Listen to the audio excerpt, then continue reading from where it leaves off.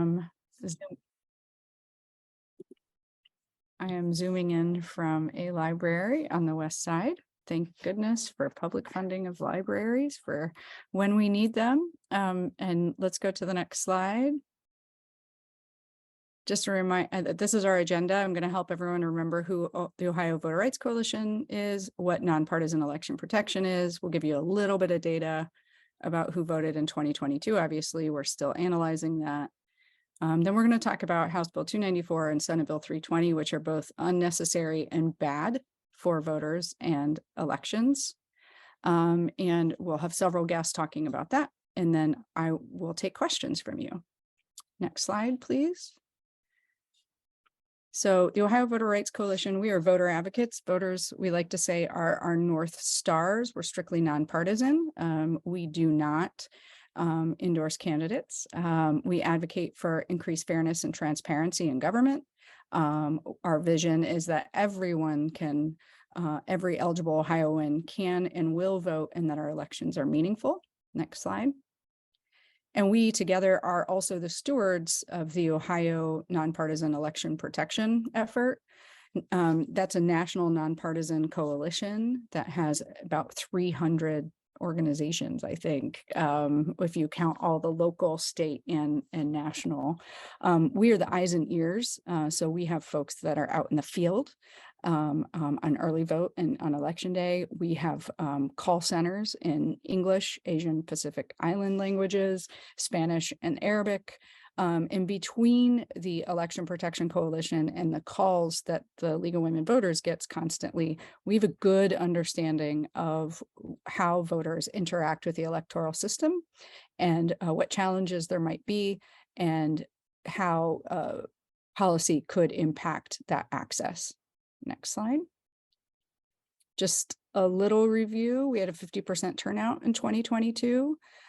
So that's slightly down from 2018. We had a record of early voting with 38%.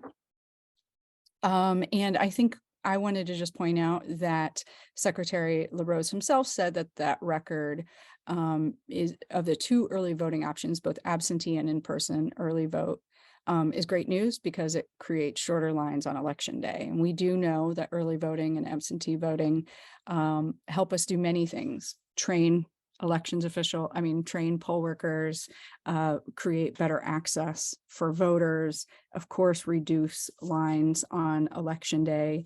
A lot of times it allows us to see if there are glitches with the poll books or any processes that can get ironed out. And so it's a positive to have these three ways of voting in Ohio. Next slide. So election protection overall trends, like usual, long lines, both mostly at early vote, but also we did have long lines in several locations on election day. Accessibility of curbside voting continues to be a concern. A lot of places did not have good signage. Some places, voting location managers were not really understanding what the rules were for curbside voting. But let's keep in mind that curbside voting allows individuals who are either immunocompromised or have mobility challenges to vote from their car. We think that's a very strong positive. We had a lot of different kinds of complaints about Lucas County. I don't think we're going to go into that today, but I would say, Jim Province, I know you're on, we could talk separately about a lot of the different kinds of administrative calls and concerns we had with Lucas County. We certainly did have delays in absentee ballots being received by voters. We certainly had problems with college students being turned away for perceived lack of ID, even though they did have often ID that should count, but maybe poll workers weren't understanding that. And we had a number of voters who were forced to vote provisionally. We'll get into that later, but Ohio's provisional ballot counts are significantly high nationwide. Next slide. We do have a full analysis on House Bill 294 as it stands today. And someone can also put that in the chat for you, but it will help you understand what we think is positive. There are some positives: the appropriations of e-poll books, allowing all 17-year-olds become poll workers, and requiring the boards of elections to have election administration plans, really codifying that rather than relying on the Secretary of State's directives. But there's quite a few negatives, and we will be getting into some of those into great detail today. Next slide. And so now I'd like to toss it to Kayla Griffin with All Voting is Local to talk about early voting. Good afternoon. So one of the things that we have pushed back on is the exclusion and cutting from early voting on Monday before Election Day.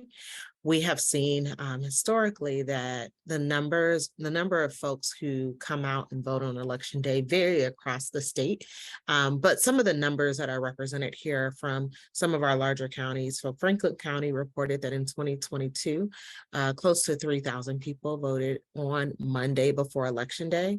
In 2018, we were up to 3,618 people. Hamilton County also had high numbers with 2,745 people voting this election on Monday. And that was the second busiest day for this election cycle in 2022. That's compared to 2018 that had 1,722 people vote, and that was the third busiest day for their cycle. Some folks record their numbers differently, and so Cuyahoga County has reported right on their website that 1,300 people voted on Monday early voting, and then Lucas County reported 1,181 folks on Monday of this year. This is important because House Bill 294 would exclude Monday early voting going forward. And we think it's important, not just for the numbers, but like painting the picture of folks who think that they're going to be able to vote on Election Day and something comes up and they really need to utilize that Monday early voting for whatever the reason is, to come out and be able to cast a ballot. We've heard of folks who, needed to leave for work, or something came up, they got a shift added for Tuesday. And so Monday was the day that they were able to come out and early vote. Next slide, please. We also know that if we cancel Monday early voting and disperse those hours throughout the previous week, not just the weekend, but the previous week, it's going to cause some voter confusion. And so our weekend early voting analysis from 2020, we had over 30,000 people, close to 31,000 people who voted on Monday before Election Day. That's a really high number. And we really think it's important for folks to be able to continue to vote. And that data came from America Votes, from Ohio's analysis. The breakdown that you see to the right is the people and the demographics who utilize early voting on Monday. We do know and believe that changes to dates and times of election, they always confuse voters. We hear that time and time again. We heard that in the primary in 2020. We hear that with the second primary that we had in August. Folks just can't seem to keep up with changes when it comes to election administration. And so we think that it needs to continue to be consistent. And one of the major pitfalls and downfalls that we will see is that there are substantial lines when it comes to early voting on the weekends before Election Day. And unfortunately, our counties don't keep uniform data on how long people are standing in line. And so I'm in Cuyahoga County, and if you were out there the Saturday before Election Day, you know that lines were all the way down the block. They wrapped the corner, right? But the Board of Elections don't have a tracker to know and measure like how long people are standing out there. But we often get those calls to our 866, our vote hotline, folks saying, I've been out here for 2 hours, or poll monitors, reporting in and reporting numbers up that are saying that folks are out there for 2 hours. In 2020, the Secretary of State said that he wanted to implement a process similar to Cedar Point, where folks wouldn't stand in line longer than 30 minutes. And we are still saying that people are still really challenged when it comes to early voting in-person Election Day. Of the 45, one last thing. of the 45 states that have early voting, most of them have multiple locations. And so one of the things that is unique about Ohio is that we only have one early voting location per county, and the other states that have multiple have early voting have multiple early voting locations, multiple early voting drop boxes. And so it makes returning ballots and casting ballots during early voting time much easier and takes the strain off of an already off of an already strained system. And so we would really like to see that Monday stay. And if it had to go, we want to see some proactive changes. So an increase to early voting locations, multiple early voting locations, so that people have options in where they're casting their ballot. And that with that, I will pass it over. So the confusing absentee calendar, there's a few things that happen that make it more confusing and substitute House Bill 294. First off, it's got two different deadlines, which I think are going to be particularly hard for voters and to understand, and even for elections officials and staff to administer, and that the paper request would be due to the Board of Elections 7 days before, but the online system 10 days before. We don't understand what that is. It seems arbitrary. Current law, of course, allows 10 days for a postmarked ballot to reach the Board of Elections. This would only allow 7 days. We're still working on analysis now, but I can tell you a lot of voters think that they can also have it postmarked by Election Day. That's one improvement that we would suggest. And again, as we mentioned, it removes the Monday before Election Day. But the other thing it does is it distributes those hours, not even just on the weekday, but like the hours would change midweek that last week. And we know that even just that last weekend when the Saturday and Sunday hours are different, that confuses voters. So the fact that this early vote calendar is constantly having different sets of hours creates a lot of confusion and frustration among voters. It also really puts a burden on elections officials and boards of elections for trying to educate voters when the early vote center is actually open. Next slide. And now I'm honored to bring into the fold Zach Roberts from the Ohio Veterans Network, who's going to talk to us about the experience of our UOCAVA and military voters. Great. Thank you, Jen. And good afternoon, everybody. Yeah, I'm just going to spend a little bit of time today speaking about the challenges associated with military and overseas voting, a little bit about the facts, and then personal experience, which unfortunately hasn't really changed much in the time since I voted overseas last. So just right off the top, those 10 days are essential to make sure that military and overseas ballots get back into the United States on time. Some of the images you'll see in my slides, we pulled from the Federal Voting Assistance Program. So if you're looking for the source of that material, you can find that there in their State of the Military Voter, which is an awesome resource if you're looking at, if you're looking for material to better understand the military vote. So one of the biggest difficulties, one of the greatest barriers that military voters experience is their ability to access an absentee ballot. And this breaks down a couple different ways. Like any first-time voter or infrequent voter, the education of the process is critical to their ability to feel confident that they can safely and securely request an absentee ballot, submit the absentee ballot, and be certain that their vote actually is counted.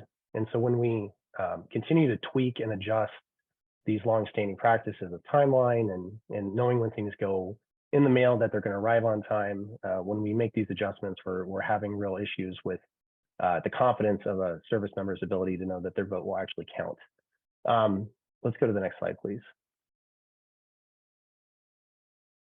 So as I previously touched on, that knowledge and that confidence is essential for a service member to feel like their vote will actually count. Another thing that is worth highlighting, although not on the slide, but you will see in the State of the Military Voter, is of the eligible voting electorate within the service, within the United States military, 2/3 of the eligible voters in the military expressed an interest in voting, and only, slightly less than half of those that were eligible to vote in 2020 actually were able to vote.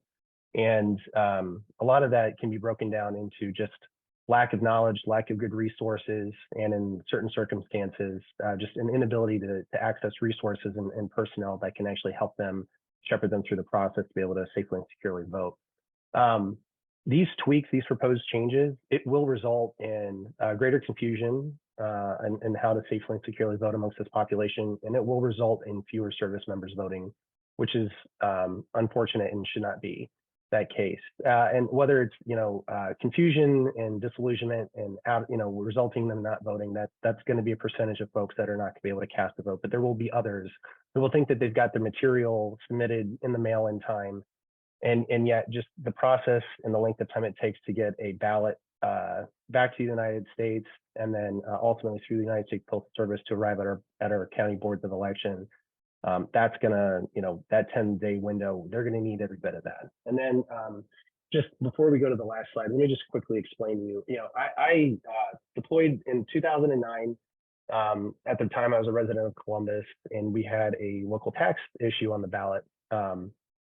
And I was half a world away, and I had very little time to be able to spend on the phone, being half a world away, time zones, very different, accessibility to a 9-to-5 board of elections, just very difficult to reach back and get resources and assistance at that time.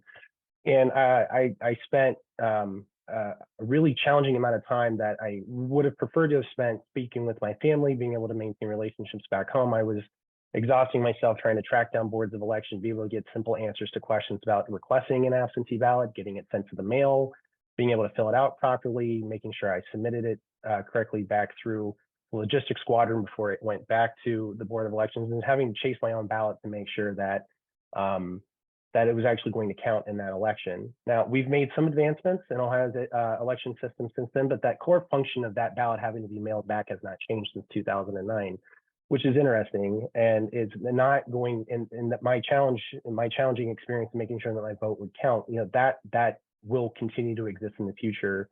And so I just, as a matter of maximizing voter participation amongst Ohio's military community, I really don't think that these changes that are being proposed in 294 make any sense to make it easier for an overseas or a military voter to make sure that their vote counts. And then we're going to switch to the last slide here really quick, and we're just going to touch on the proposed changes to a military ID being used in elections, which is in Senate Bill 320. Anybody who's been able to acquire a military ID, they will tell you that the length of time it takes to be able to actually get to the point where you get a military ID issued is rather challenging, between the background checks and security clearance and all that kind of good stuff that goes into making sure that those that actually have a military ID. It's just interesting to me that they would wish to make this a secondary form of identification, just considering the security and the sensitivity that goes into the issuing of these in the first place. And having used mine in the past in a pinch to be able to vote, it's a trustworthy piece of identification that very few of get the opportunity to actually carry with them. And so to treat it as a second form of ID is just confusing on the surface. Makes you feel like what you have on your person is not as valuable and as sensitive and secure as you would be led to believe. And then just to kind of leave it at this, if my military ID was good enough to use in previous elections, I'm wondering why all of a sudden now Senate Bill 320 lowers its value in so far as making it not something that I can use when I enter a polling location to be able to prove who I am, to be able to corroborate that with the poll book. I have yet to see any bit of information that explains why my military, the sensitive and important piece of material I carry on my person to substantiate that I am in the service, why all of a sudden now this is, not good enough. So with that, Jen, I'll turn it back to you. Thank you, Zach. And you'll be able to ask Zach questions. Next slide. Now I would like to bring in my dear colleague, Colin Marazzi from ACLU of Ohio. Well, thank you, Jen, and thank you all for being here with us. My name's Colin Marazzi, and I'm the Deputy Policy Director for the ACLU of Ohio. And I wanted to talk about some of the issues that we as the Ohio Voter Rights Coalition see in Senate Bill 320, which would fundamentally alter Ohio's voter ID requirements in the state. Currently, Ohio strikes the appropriate balance between voter requirements in terms of integrity, but also accessibility in their ID. And if 320, Senate Bill 320 were to become law, that would mandate a one-size-fits-all photo ID requirement for all voters. And the question is, what problem does a strict photo ID solve in Ohio? And we hear from across the country, individuals and groups that support strict photo ID laws say it is to prevent voter fraud. And voter fraud comes in all different shapes and sizes. But what photo ID, a strict photo ID, looks to solve is voter impersonation. And as you can see by these numbers here, voter impersonation is just not a problem in Ohio. According to Secretary of State LaRose, he has referred approximately 630 individuals since 2019 to the Attorney General's office for potential prosecution of voter fraud. And I have a breakdown here of the reasons these individuals were referred. As you can see, the gross majority of those is for possible non-citizens either registering or voting. Also 102 cases of potentially individuals double voting, meaning they voted in another state and then in Ohio or vice versa. And then 14 suspected cases of a deceased voter casting a ballot. It should be mentioned that under the original version of House Bill 294, I know I'm jumping between 294 and 320, but under the original version of House Bill 294, there was an inclusion of an automated voter registration system at our BMV locations. And that system would have preempted the registration of these 513 individuals who are non-citizens due to the front end checks that employees and workers at the Bureau of Motor Vehicles would do before transmitting any information to the Secretary of State's office. So I just wanted to make that point known. We see that the 102 cases, those were identified using interstate agreements to check voter registration rolls between states. And the 14 cases of deceased voters were identified using Ohio's vital statistics in the review after the election. What you'll see here is there have been 0 cases of potential voter impersonation that Secretary of State LaRose has identified and referred to the Attorney General. So when we're talking about strict photo ID and how that promotes election integrity and deters voter fraud, the numbers here just don't add up to that. Next slide, please. So I wanted to talk a little bit also about just who all is going to be affected if Senate Bill 320 becomes law in the state of Ohio. And I guess before getting into any of these numbers, the major pushes of Senate Bill 320 are that it requires a photo identification in the form of either a driver's license or a state ID card. And those photo identification materials must have the voter's current address as is represented in the voter registration, in their voter registration file. So this impacts all voters in the state, which, as you can see here, over 9 million Ohioans are of voting age. And in addition to that, 1.65 million Ohioans do not live at the same address that they did a year ago, meaning even if they had an appropriate driver's license or state ID card, those 1.65 million Ohioans would have a non-compliant ID under Senate Bill 320. And that is just kind of the rawest data you can have. But when we start looking at other things, such as license suspensions, in Ohio, not including felony offenses, but just for misdemeanors and unclassified violations, there are 43 separate violations that either allow or require a driver's license suspension. It should be noted that in 2021, nearly 500,000 Ohioans had their driver's license suspended. And under Senate Bill 320, individuals who have a suspended license do not qualify for the free ID that is provided for in Senate Bill 320. So that means these individuals would have to go and purchase a temporary ID, adding one more step in an already bureaucratic headache for most voters and anybody really dealing with our BMV. Another population that would particularly be affected by Senate Bill 320 is Ohio's out-of-state student population. According to the Ohio Department of Higher Education, in 2021, we saw over 25,000 full-time students from out of state attend Ohio universities and institutions of higher education. They also would not be allowed to have one of these free ID cards because one would assume they would have an ID card from their previous state, thus creating additional barriers for them to access their ballot here in Ohio.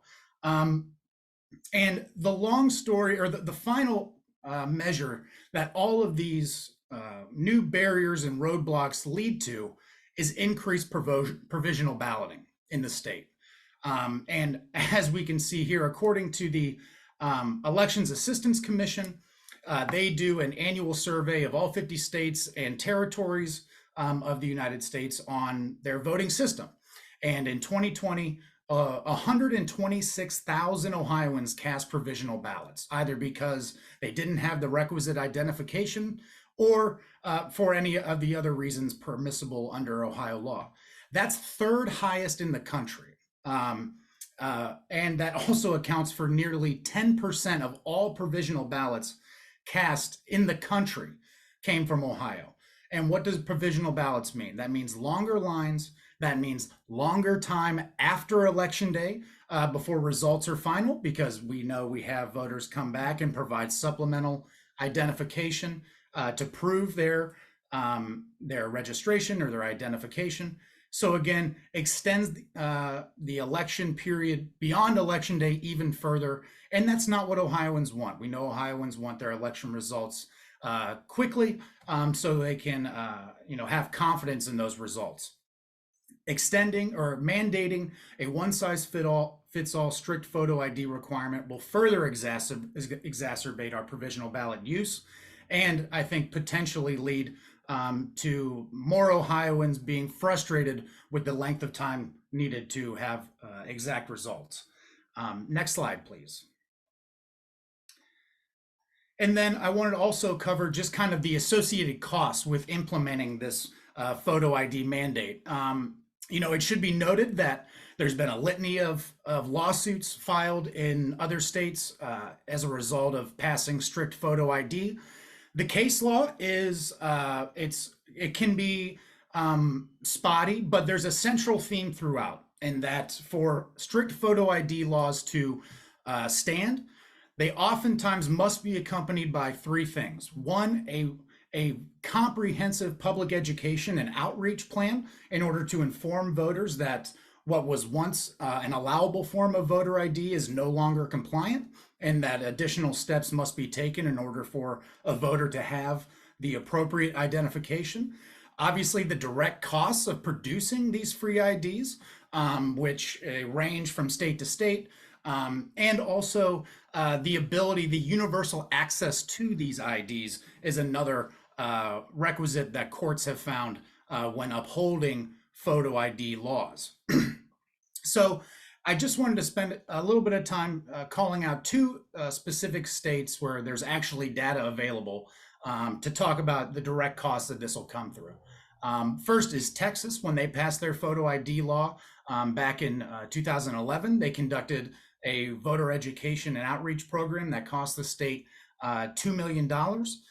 Indiana spent roughly $10 million over the course of 3 years producing these free IDs. And Policy Matters Ohio, back in 2012, issued a report that projected it would cost Ohio roughly $7 million annually to produce these free IDs. I would like to just also add that all of these numbers are almost 10 years old. So these costs are going, you could reasonably expect these numbers to have increased with inflation and just the general increase of the price of goods and services. And also, we don't have actual data to connect with Senate Bill 320 because the Legislative Service Commission has not yet produced a fiscal analysis, a fiscal impact statement on Senate Bill 320 that we could, use to forecast the cost to the state and to us as taxpayers for implementing this mandated one-size-fits-all photo ID requirement that ostensibly is being implemented to solve a problem that does not exist. Again, 0 cases of voter impersonation over the last 4 years. But we just wanted to take some time and show the actual costs associated, the numbers of Ohioans impacted by Senate Bill 320 should it become law in the state. Thank you. Thank you. I think that was our last slide. Let me see. Is there any left, Catherine? I wanted to mention a few other things. Of course, not sending absentee ballot requests is also in there, a prohibition for the Secretary of State or boards of elections from sending absentee ballot request forms. We actually think that should be done every election. There's a lot of voters who expect to get that in the mail. It's their habit when they get that in the mail to fill that out to request their ballot. Not doing so, we think, would confuse a lot of voters and could suppress turnout, especially among senior citizens, people with disabilities. We know a lot of rural Ohioans like to vote by mail because maybe they're far from the early vote center. The other thing that Peg Rosenfield always told me was a positive about this, and many of you remember her as a late league leader who worked in 2 secretaries of state, was that this was a way of when you send out those absentee request forms to every voter, those that come back could then be flagged because those might be individuals that just moved, and the Board of Elections could then follow up with those folks to get their voter registration updated. So we think that is the absolute wrong direction. Instead, the state should be requiring the Secretary of State to send out absentee ballot request forms to every voter every election. Drop boxes, we know that there is a limitation that these would only be for ballots and that they not be available for until 28 days before the election. And again, only at 1 address per county. Let's keep in mind that the mail service is not perfect. It's not as efficient as it used to be. The mail service does not postmark every ballot, which can be a problem for counting. And this 1 drop box means that folks are going to have to rely on, it's more likely to be used if you are closer to the county seat. So that's harder on potentially rural Ohioans. It's harder on folks who may not drive or have the ability to drive. Maybe it's a person with a disability or a senior citizen where literally they can't get transit across the county. And so we think this is the wrong direction as well. Drop boxes should be available well before that 28-day period so that it can be used for voter registration, campaign finance filings, as well as ballots.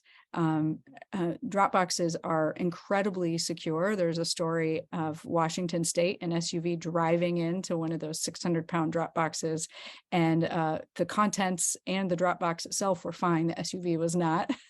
But it is a direct and secure way of getting ballots directly to elections officials.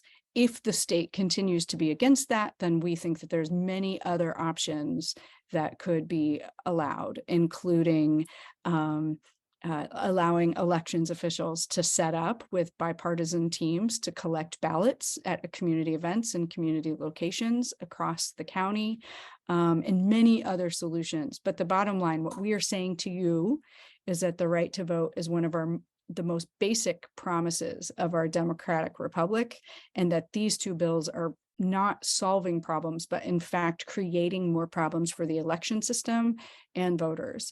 And with that, we open it up to questions. Jim Robbins here with The Blade. With so many different moving parts right now, would you consider a referenda to reverse some of these bills that are moving, since you would only need 50% plus 1 at that point? And if you do, would you have the money to do that, do a redistricting question, as well as a campaign against the supermajority constitutional amendment? Oh, Jim Province, there's so much there. I'm going to actually ask Catherine Terser. I know I'm just putting her on the spot. She was not one of the guest speakers, but I think I would like to ask her to respond first. Sorry, harder than I thought it was to get on camera. Anyway, so clearly, if we have to fight back against a change to constitutional amendment, it might make sense to actually fight back against things that make it harder to vote at the same time. So that's not the same as saying we're going to do it. I think, like everything, we need to plan it. And money, of course, is always an issue when it comes to these things. It's not the only thing. And I certainly believe that there is money to push back on, anything that's undemocratic. And by that, I mean, when we start to think about, a change to make it harder for citizen-led ballot measures, this is really getting in the way of our ability to do direct democracy. And I am sure there is money to fight that. So there should be money to fight back against some bad voting bills.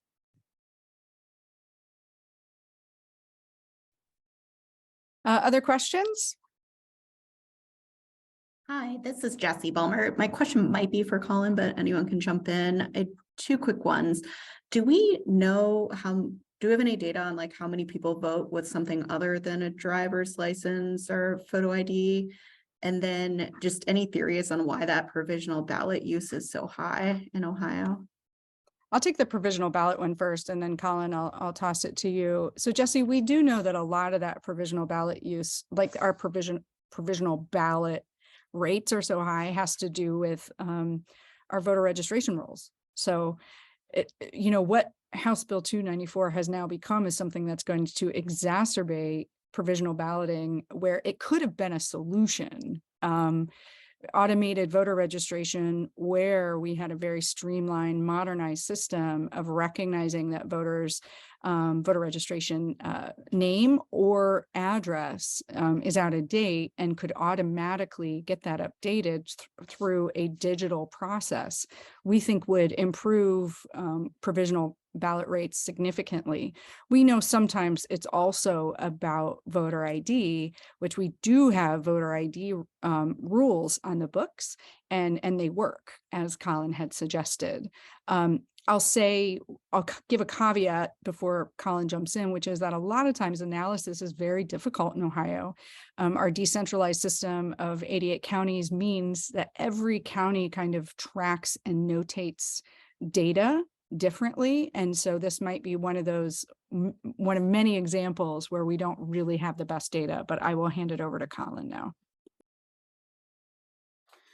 Yeah, so I'd have to first echo what Jen said. A lot of what we have found is different county boards keep different records on different data points. So it is kind of hard to get a full picture of how Ohioans vote.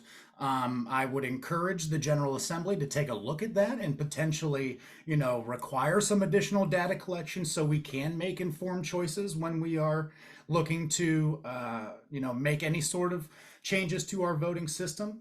Some of the data that I was able to get my hands on, looking at 2020, looking at a large urban county like in Hamilton, there's roughly a couple thousand voters in that county that vote not using a photo ID or a state ID.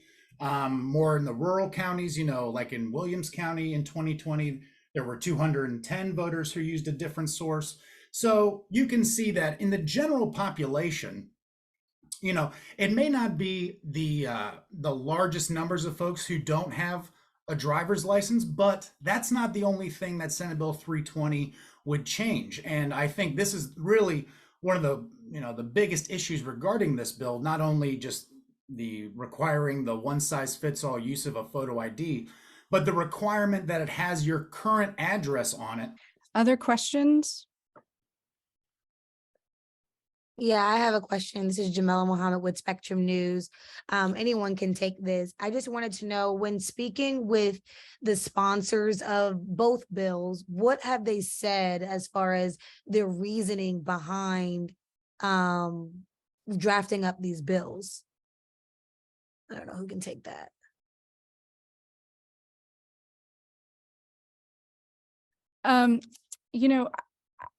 Jamila, they have not given good reasoning. I think the Ohio Voter Rights Coalition stands here with, ready to support accessible elections and election integrity. And we have not seen good reasonings for either of these bills. Both are, in search of problems that do not exist. The most extreme pieces of 294 as well as 320 are just going to be harmful for Ohioan voters. Perfect, thank you. Anything else? Yeah, this is Andrew at the Plain Dealer, and this is a pretty specific question, but I'm wondering if any of you are aware of other states with photo ID requirements that they include the requirement the address be current. We can definitely get that to you, Andrew. There's a lot of data. So we can happily get that unless someone has it handy. I'm pretty sure NCSL has that. Other questions?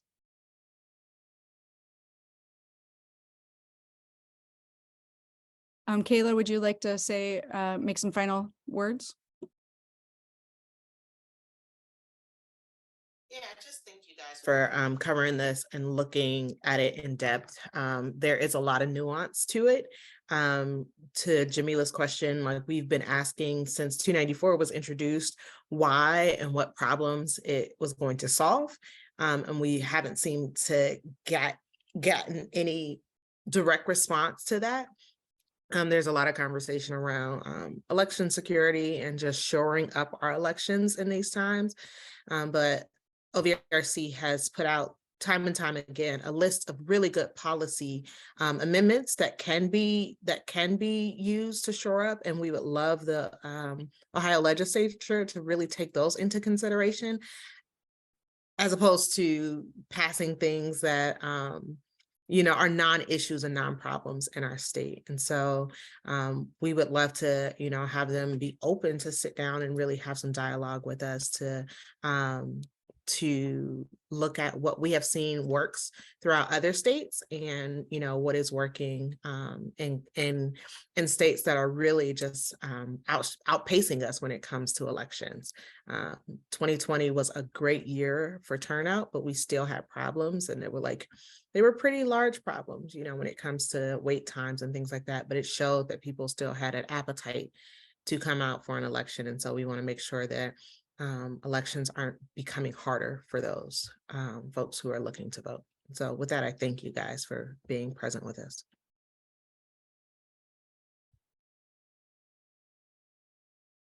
Oops, we did record this. So if you need a recording, please let us know.